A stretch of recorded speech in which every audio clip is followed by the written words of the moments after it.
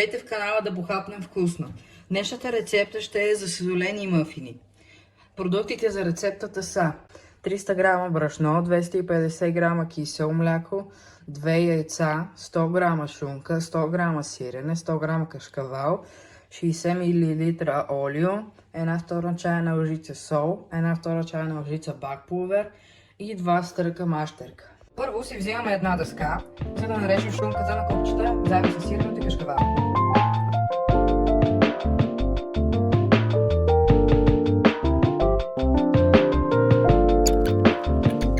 Вече нарязахме всичките солени продукти, сега остава да нарежем магданоза. За магданоза трябва да отделим листата, по-скоро стъблата. И сега трябва да го накълцаме.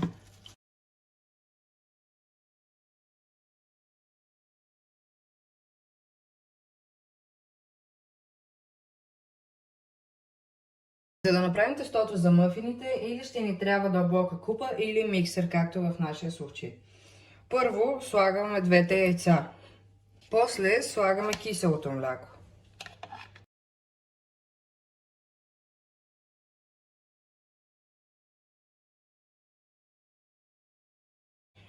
И сега почваме да бъркаме.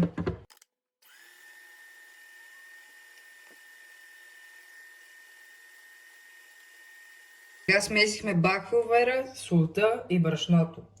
Сега се връщаме отново на миксера и при непрестанно бъркане добавяме сместа.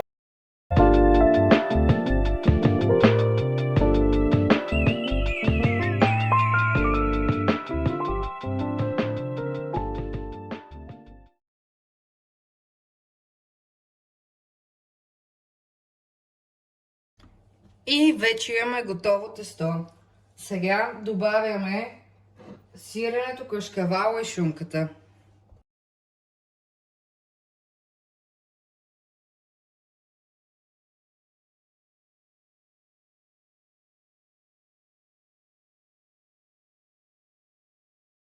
Вече ни е почти готово за тестото, остава да добавим магданоза.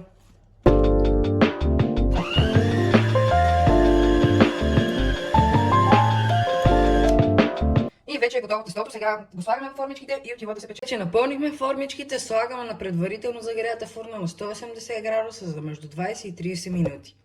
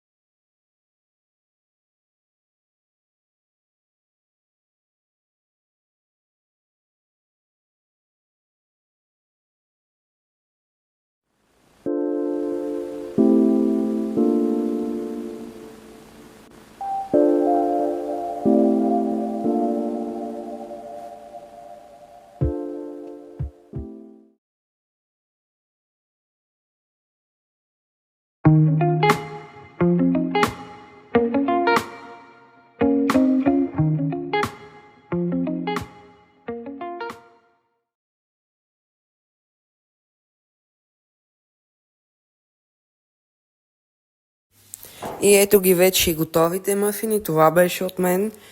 Абонирайте се, лайкнете и споделете с приятели. Чао!